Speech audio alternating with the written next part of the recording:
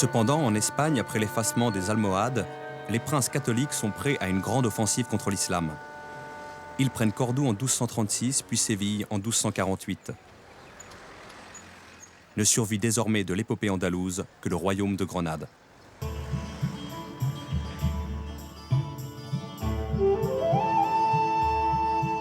Alphonse X, roi de Castille et du Léon, saisit l'occasion historique qui se présente à lui. Les territoires qu'il vient de conquérir sont encore profondément arabisés. Il décide de faire entreprendre une vaste appropriation du patrimoine légué à l'Espagne par la culture arabe, et ce non plus en latin mais en langue castillane.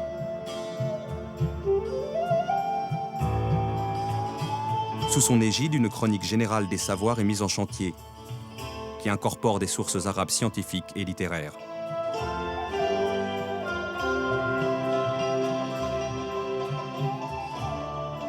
Ce XIIIe siècle est celui où l'Europe, dans sa quête de savoir, se dote de ses premières universités. C'est là que doit être formée une élite de théologiens. Ils vont se servir des œuvres des philosophes et des savants de langue arabe, traduites en latin, pour développer rationnellement la doctrine de l'Église. Mais la philosophie va se révéler une arme des plus dangereuses à manier, soit parce qu'elle se réfère à une vision religieuse, qui est celle de l'islam, soit parce qu'elle permet de penser en dehors de toute religion.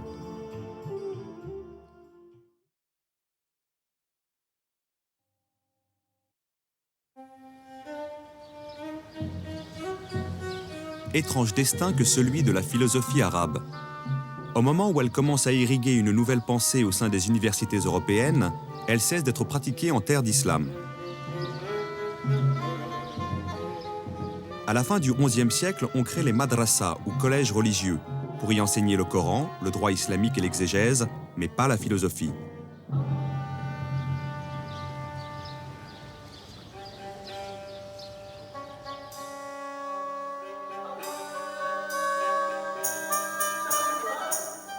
Cette décision est prise par les Turcs seldjoukides, mercenaires jadis engagés par les califes abbassides pour maintenir l'ordre et qui ont fini par s'emparer eux-mêmes du pouvoir.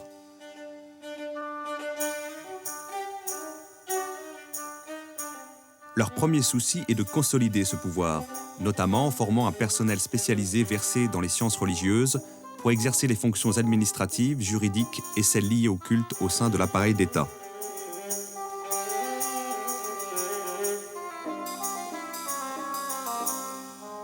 L'enseignement dispensé dans les madrasas est destiné à servir cette politique. Il vise à instruire des juges, des prédicateurs, des secrétaires, non à encourager des débats sans fin. Le savoir religieux est désormais considéré comme clos, et les oulémas sont surtout appelés à apprendre et à transmettre fidèlement la tradition reçue. Certains éléments de mathématiques ou d'astronomie à vocation utilitaire pourront quand même y être enseignés. Les noms d'Al-Kindi, d'Al-Farabi ou d'Avicenne ne résonnent pas entre les murs des madrasas de Bagdad ou d'Ispahan, où par contre on entend beaucoup le nom de l'imam Al-Ghazali, qui vient de publier son célèbre ouvrage intitulé « Incohérence des philosophes ». La philosophie se repliera au XIIe siècle en Andalousie sous le règne des Almohades, la deuxième dynastie de guerriers berbères venus du Maroc pour protéger l'islam en Espagne. C'est là qu'Averroès publiera sa tout aussi célèbre réponse à l'imam Al-Ghazali, intitulée « Incohérence de l'incohérence ». Mais avec l'affaiblissement des Almohades qui s'amorce dès la fin du XIIe siècle, l'activité philosophique ne trouvera plus de soutien politique en Andalousie. Elle survivra quelque peu à Marrakech, à Fès ou au Caire, puis elle disparaîtra du paysage politique.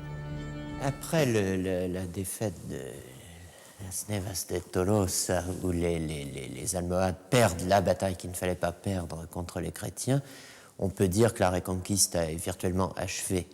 Le sud de l'Europe, et notamment la péninsule ibérique, redevient chrétien. Bon, il reste le royaume de Grenade, mais les musulmans ont d'une certaine manière tout perdu. Ils ont perdu la prééminence politique et ils perdent ce qui là était assez imprévisible, du même coup, tout un pan de leur culture. Pourquoi est-ce que partout il y a cette constante, ce recul, ce retrait de la philosophie? Alors je crois qu'on peut donner deux explications. La première, c'est que le monde musulman a des universités, mais des universités religieuses. Du coup, certes, on enseigne quelques rudiments de savoir dit extérieures, c'est le nom des sciences non musulmanes, nécessaires à la théologie et aux sciences religieuses d'une manière générale. Mais c'est un savoir qui se sclérose très vite.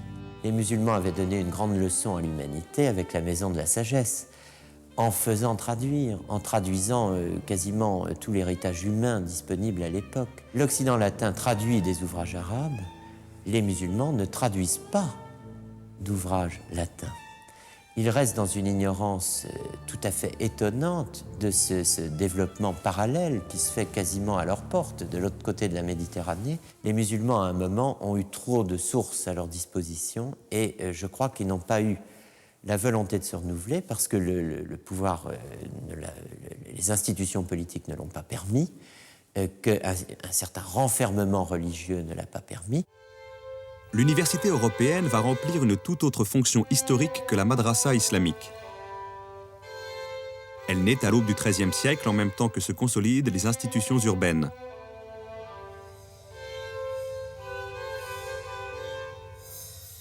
C'est une communauté qui se régit elle-même comme une corporation de métiers, où le recteur, le doyen, le chancelier sont élus et les maîtres choisis par leur pairs.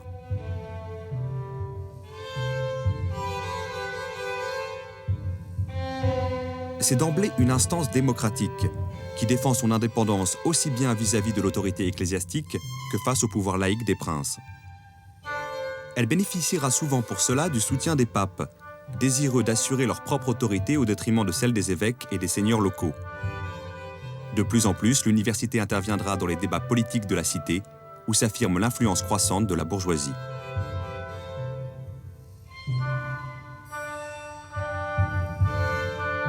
Pour préparer l'étudiant à une formation théologique de haut niveau, l'université commence par lui enseigner les 7 arts libéraux de la tradition gréco-romaine: grammaire, logique, rhétorique, arithmétique, géométrie, astronomie et musique. Sous la pression de grands théologiens tels qu'Albert le Grand et Thomas d'Aquin, l'université s'ouvrira à la philosophie d'Aristote à travers les œuvres traduites d'Al-Farabi, d'Avicenne et d'Averroès. L'université s'organise, elle se structure autour des 2 disciplines qu'Averroès avait, au fond, fait dialoguer dans ses écrits et notamment dans son discours décisif. La philosophie, la théologie. Mais on n'est plus dans le même monde. On est dans le monde de l'université où la philosophie est subordonnée à la théologie. Elle est la servante de la théologie. On est dans un monde où, pour devenir théologien, il faut, au terme de 15 années de théologie, avoir d'abord fait 10 années d'études philosophiques. On est dans un monde de censure, on est dans un monde de condamnation, on est dans un monde où le théologien a toujours le pouvoir et prend toujours le pas sur les philosophes de métier. Alors, le fragile, mais réel et rationnel équilibre qu'avait trouvé Averroès, qui était lié à une situation politique précise, au caractère laïque de la philosophie. J'emploie ce terme avec beaucoup de prudence, mais enfin, Averroès n'est pas un professeur, il n'est pas un théologien du calame, il est un juriste, mais dans son activité de philosophe, il est avant tout un homme qui est confronté à des livres et à quelques disciples, dans un lieu neutre.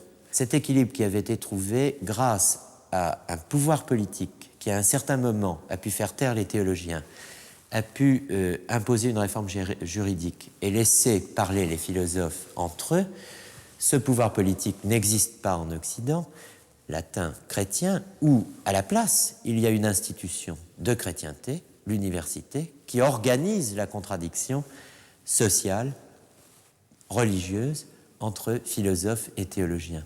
Alors c'est l'essor de l'Occident. L'Occident a eu l'idée géniale de créer un abcès de fixation. Et bien là, on a créé l'université médiévale pour intérioriser d'une certaine manière la contradiction entre le philosophique et le religieux. Et le monde occidental a pris son essor.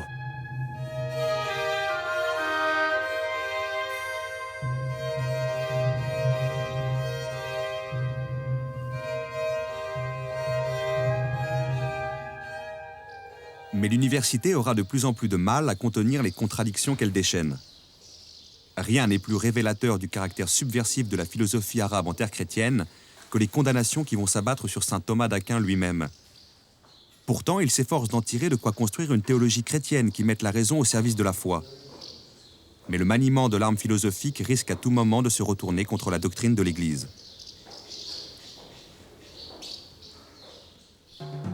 De fait, dès la deuxième moitié du XIIIe siècle, les universités européennes sont ébranlées par une nouvelle littérature se réclamant explicitement des philosophes de langue arabe. Et cette littérature, notamment illustrée par les travaux de Siger de Brabant, prône une pensée chrétienne où la philosophie serait libérée de tout argument d'autorité religieux, à l'instar de la pensée musulmane d'un Averroès ou de la pensée juive d'un Maïmonide. Thomas d'Aquin sera le plus célèbre des pourfendeurs de cette pensée. En 1270 éclate le conflit des facultés entre théologiens et philosophes qualifiés d'avéroïstes. En 1277, l'Église décide de sévir contre ces derniers. L'évêque de Paris, Étienne Tempier, agissant à la demande du pape, condamne leurs idées résumées sous la forme de 219 thèses, qui seront dès lors interdites d'enseignement public et privé. Et cependant, ces idées, loin d'être réduites au silence, vont peu à peu étendre leur influence au-delà même du cadre universitaire. La conscience européenne retiendra surtout de l'apport des philosophes arabes la figure de l'intellectuel. Cette figure que pressentait déjà au IXe siècle le calife Al-Ma'amoun lorsqu'il écrivait que l'homme se place au-dessus de toutes les autres créatures par sa capacité d'agir, par sa conscience, par son discernement. Dans un univers où tout est commandé par la volonté de Dieu, les philosophes arabes accordent à l'intellectuel une place unique. Ils lui reconnaissent le pouvoir d'accéder par lui-même à la connaissance des lois de la nature en se fondant sur l'expérience de ses sens éclairés par sa raison. Dans cet esprit, les philosophes arabes ont développé une notion de causalité qui est directement accessible à la raison et l'expérimentation humaine. Seul à posséder ce don, l'homme paraît ainsi distingué par Dieu de toutes ses autres créatures et revêtu d'une dignité, d'une noblesse éminente.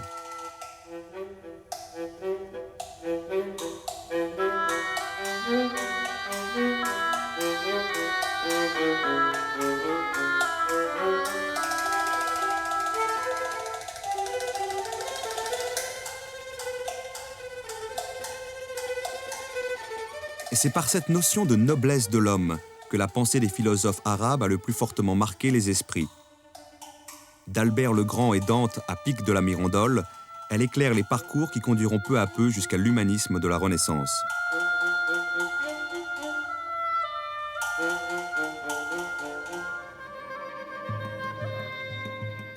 Par une tragique ironie du sort, la postérité des philosophes arabes se poursuit en Europe, tandis qu'une immense catastrophe s'abat sur le monde de langue arabe, l'invasion mongole. Au milieu du XIIIe siècle, la Perse puis l'Irak tombent aux mains de Houlagou, fils de Gengis Khan. Bagdad est prise, mise à sac et détruite en 1258. Alep et Damas suivent. Seule l'Égypte tiendra sous le choc. La langue arabe, qui aura été pendant 4 siècles des rivages du Portugal à ceux de la Chine, la grande langue des savoirs, de la culture et du prestige, se réduit aux dimensions d'une langue régionale. Elle n'est presque plus parlée en Europe, et à l'est de l'Euphrate, elle est remplacée par le persan et le turc.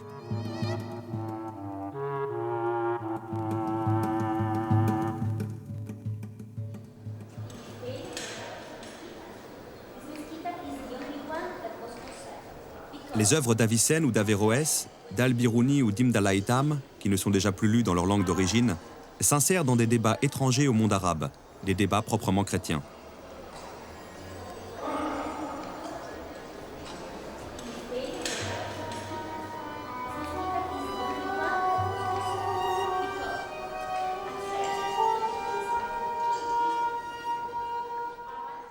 Dans les grandes villes européennes, les lettrés qui s'imprègnent de ces œuvres s'appuient sur des forces sociales montantes.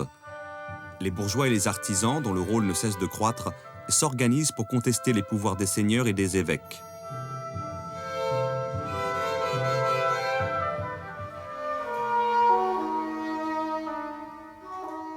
À Florence, au tout début du XIVe siècle, Dante est mêlé de très près aux luttes des partis bourgeois.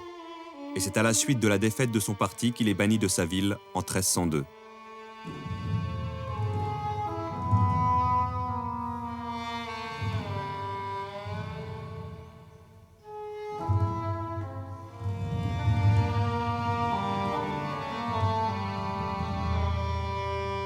C'est en exil qu'il composera sa Divine Comédie, épopée cosmique qui est aussi un hymne à l'amour. où le savoir philosophique conduit finalement à la vérité de Dieu. On y retrouve, à 5 siècles de distance, la même foi qu'un Al-Ma'amoun, dans la capacité de l'homme à atteindre et le savoir et la sagesse. Dans le panthéon de Dante, les philosophes arabes occupent une place éminente. Ils font intégralement partie de la grande famille philosophique réunie autour d'Aristote.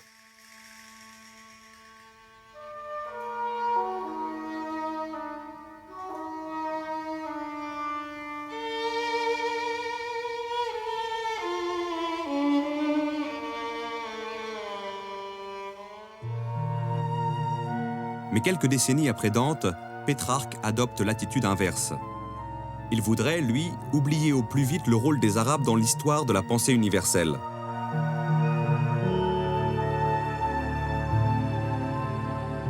À l'un de ses amis qui admire les Arabes, Pétrarque répond rageusement « Je hais cette race.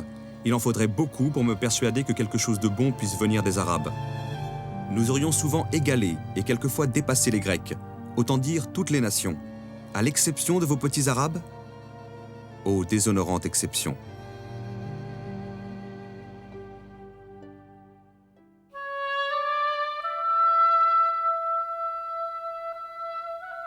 Si l'on se souvient de la gratitude avec laquelle les philosophes musulmans à partir du IXe siècle se sont mis à l'école des Grecs, on est frappé par une telle arrogance, une telle hargne.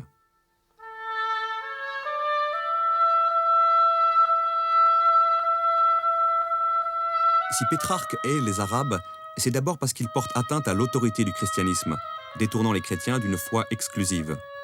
Mais c'est aussi parce que les Arabes font écran entre les peuples européens et leurs racines grecques. Pétrarque veut extirper de l'histoire européenne toute présence arabe, pour permettre à l'Italie de retrouver non seulement le Christ, mais la Grèce antique.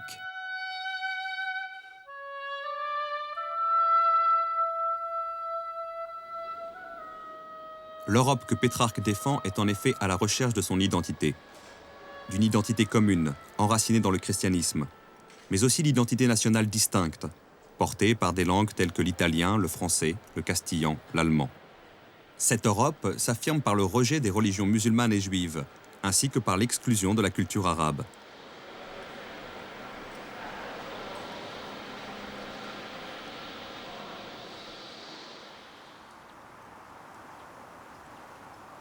Il y aura certes quelques grandes voix pour rappeler la dette intellectuelle que l'Occident a contractée vis-à-vis des Arabes. Pic de la Mirandole, apôtre de l'humanisme, la résume dans son discours sur la dignité de l'homme. « J'ai lu dans les livres des Arabes qu'on ne peut rien voir de plus admirable dans le monde que l'homme. » Mais ces voix se font de plus en plus rares.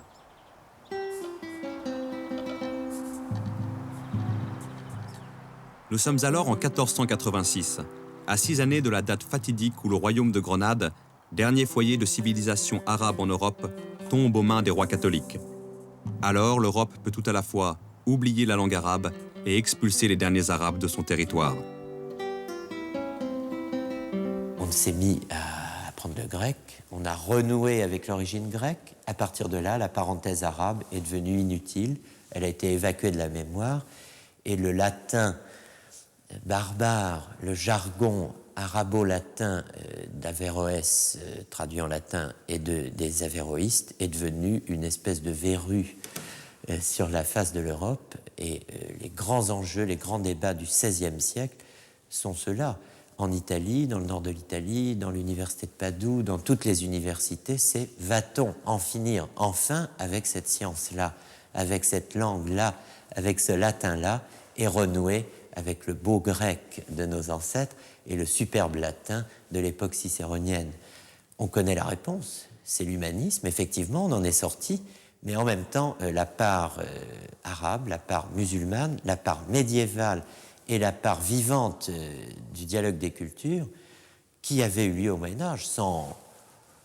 il ne faut pas non plus rêver un âge d'or, n'est-ce pas, mais il y a eu ce dialogue, eh bien, a été expulsé de l'Europe et en est sorti une bonne fois.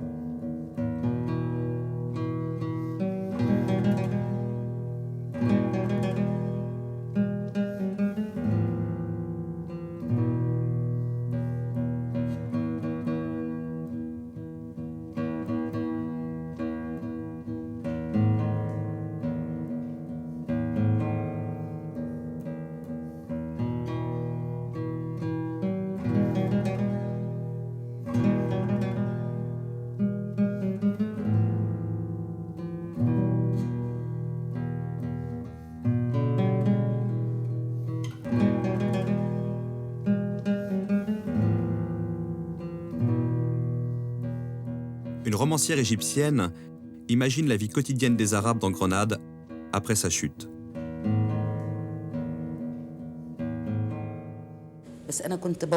J'imaginais cette communauté, ce groupe de femmes et d'hommes. J'essayais de me représenter la crise qu'ils vivaient et surtout leur effort, héroïque parfois, pour continuer d'être ce qu'ils étaient, pour ne pas se renier.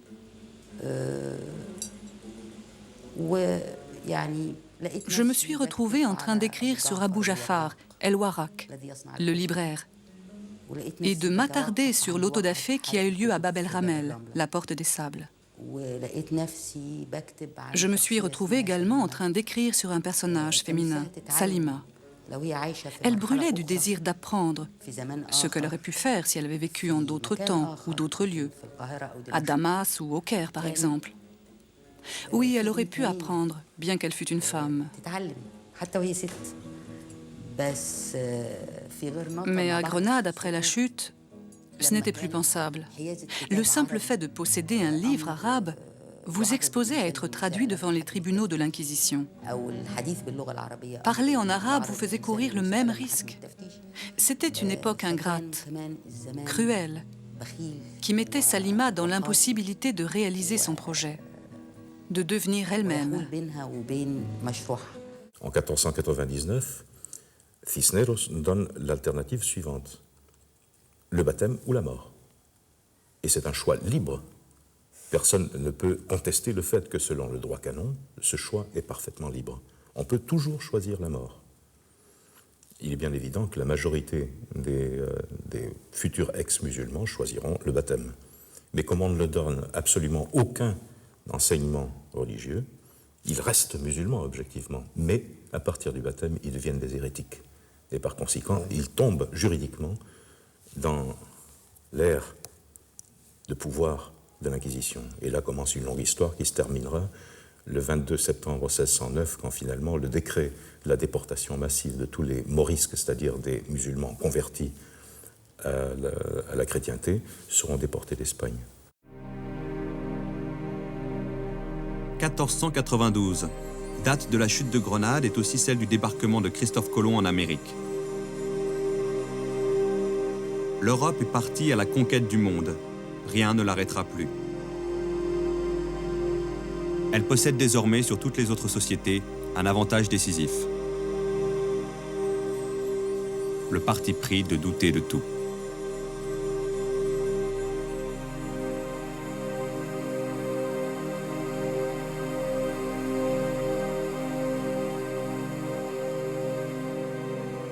La préparation, le tournage et le montage de cette série ont duré 2 ans.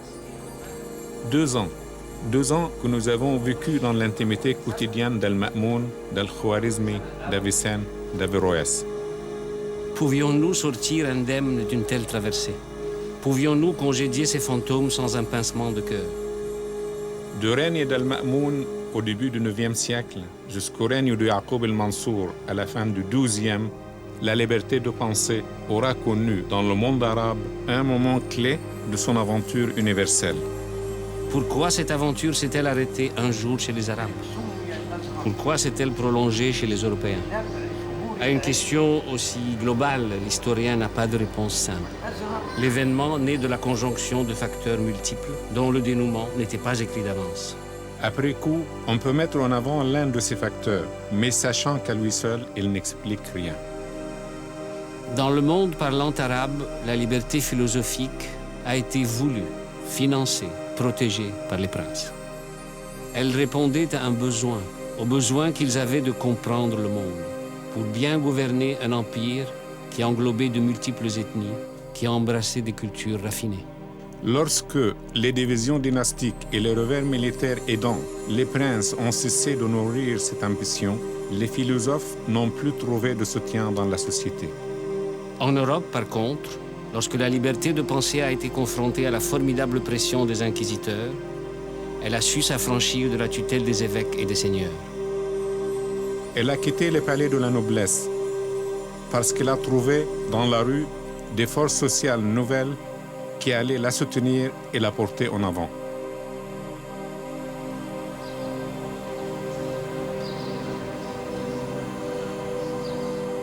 Dans les grandes villes d'Europe, l'expérience démocratique a fait émerger une figure historique nouvelle.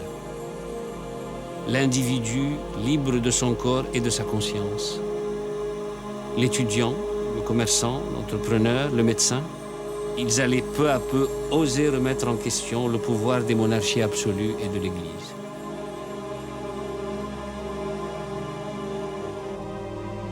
La liberté a gagné son pari en Europe lorsqu'elle a incarné l'espérance de cet individu qui n'avait rien à perdre et un monde à gagner.